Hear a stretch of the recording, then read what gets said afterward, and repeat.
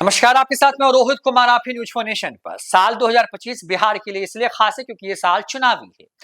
तेजस्वी यादव एक तरफ यात्रा कर रहे हैं, माई बहन योजना से लेकर तमाम तरह की घोषणाएं कर रहे हैं। 200 यूनिट बिजली फ्री होगी, सामाजिक पेंशन बढ़ाई जाएगी, तो महिलाओं के खाते में जो है वो पैसे ट्रांसफर किए जाएंगे। दूसरी तरफ नीतीश कुमार अपनी प्रगति यात्रा पर हैं और महिलाओं से मिल रहे हैं। वहां पे नीतीश कुमार इस यात्रा के सहारे एक फीडबैक लेने की कोशिश कर रहे हैं, जिसके सहारे हो सकता है आने वाले वक्त में सरकार कुछ बड़ी घोषणाएं कर सकती है और उसके केंद्र में बिहार की महिलाएं होंगी।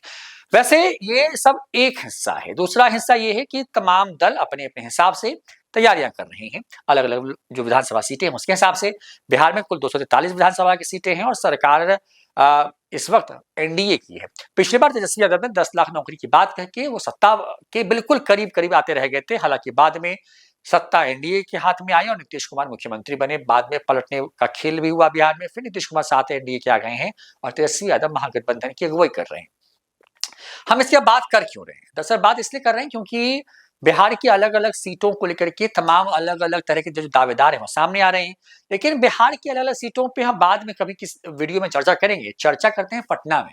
दरअसल पटना की जो सीट है उसमें जो 2 सीट है वो आजकल बड़ी अचानक से तेजी से वो सीट जो है हॉट हो गई है, क्योंकि बीजेपी का गढ़ कही जाती है पटना। और खासकर जो राजधानी क्षेत्र की जो सीटें हैं वो सीटें, इसमें पटना साहिब आती है, इसके अंदर जो है कुमरार आता है, इसके अंदर में जो है दानापुर सीट आती है, इसके अंदर बांकीपुर आती है। ये पटना शहर के बीच की सीट है और ये सीट बीजेपी का अपना गढ़ है। कहते हैं कि इस इलाके में, इस किले में किसी और की सेंधमारी करना इतना आसान नहीं है। अब हुआ ये है कि क्योंकि बीजेपी ने एक नियम तय किया है।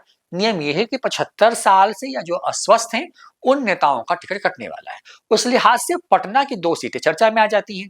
पटना की पटना साहिब सीट और पटना की कुमरार सीट जो है वो इसी लिस्ट में आती है ये कि अगर इस लिस्ट के हिसाब से देखें तो इन दोनों पे या तो जो नेता राजनेता हैं, इस पे जो विधायक हैं उनकी उम्र 75 साल से ऊपर है, या फिर ऐसा हो रहा है इस सीट पर कि जो लोग चुनाव जी लड़के विधायक बने हैं वो अस्वस्थ हैं।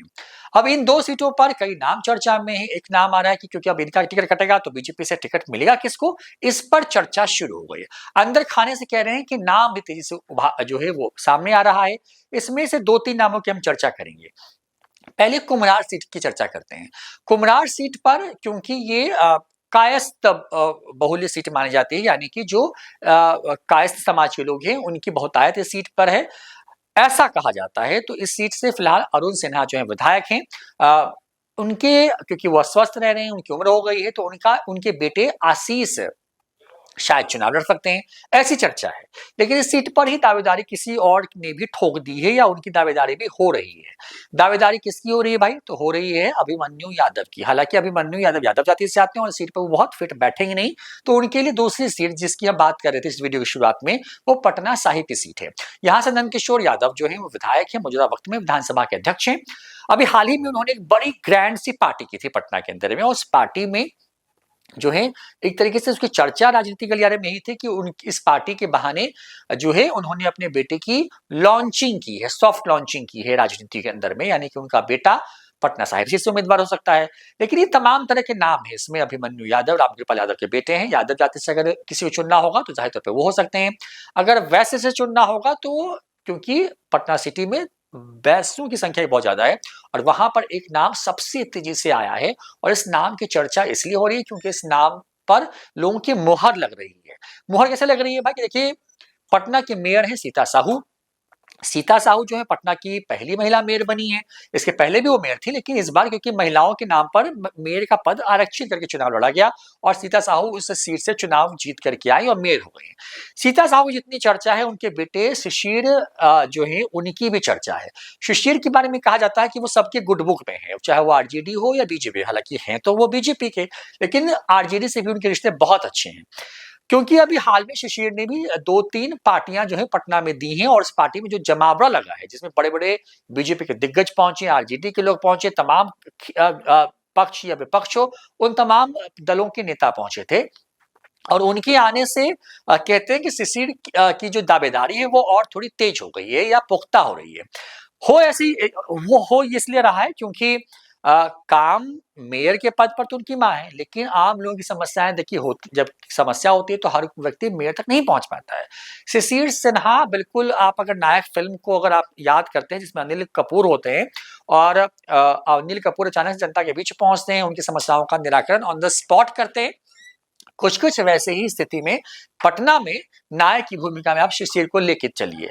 हो ये रहा है कि आपके घर, आपके मोहल्ले में कोई समस्या हो, कोई परेशानी हो, शिशिर जो है वो जी जान से अपनी ताकत झोंकते नजर आते हैं और लोगों की समस्याओं का न सिर्फ निपटारा कराते हैं बल्कि उन समस्याओं के साथ वो खड़े नजर आते हैं।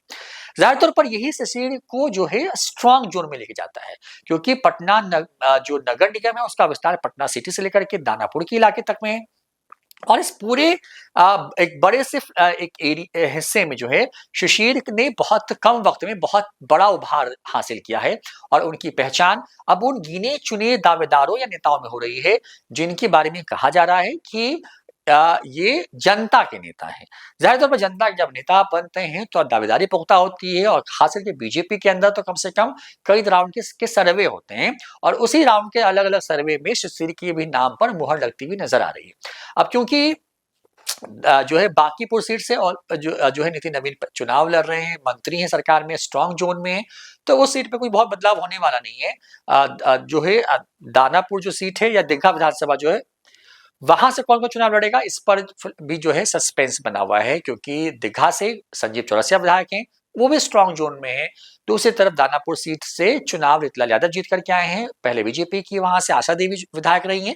इस बार कौन रहेगा इस पर भी चर्चा हो रही है, वो अलग वीडियो में बताएंगे। लेकिन पटना की 2 सीटें जो कि 243 पर भारी पड़ रही है, और वो भारी इसलिए पड़ रही है क्योंकि वहां पर कुछ नाम चर्चा में, अभिमन्यु यादव का नाम है, जो अरुण सिन्हा उनके बेटे आशीष का नाम आ रहा है, और पटना के मेयर शिशिर का नाम जो है वो आ रहा है। और इन 3 नामों की अपनी अपनी स्ट्रांग जोन में दावेदारी है। और अगर मुझसे जब ये हम ये वीडियो कर रहे हैं तो हमने भी अलग अलग नेताओं से बात की, फीडबैक लिया, उसके हिसाब से ऐसा लगता है कि शिशिर जो है फिलहाल सब पर भारी इसलिए है क्योंकि वो जन सरोकार से जुड़े हुए नेता हैं। कहा जाता है कि अगर अभिमन्यु को शिफ्ट भी करना हो तो उसको फतवा शिफ्ट किया जा सकता है, या उनको शिफ्ट करना होगा तो उनको मंदिर भी शिफ्ट किया जा सकता है। तो शिशिर जो है वो यहाँ के लिए पटना के, या पटना साहिब सीट हो या कुमरा सीट हो, उसके लिए एक मुफीद चेहरा है। और ये अब बीजेपी को भी लग रहा है, क्योंकि जिस तरीके से उनकी पकड़ आम लोगों के बीच में है, आम लोगों की लोग जिस तरीके से उनको पसंद कर रहे हैं, उससे इस पर और मुहर लगती जा रही है। फिलहाल इतना ही, देखते हैं न्यूज़ फॉर नेशन। नमस्कार।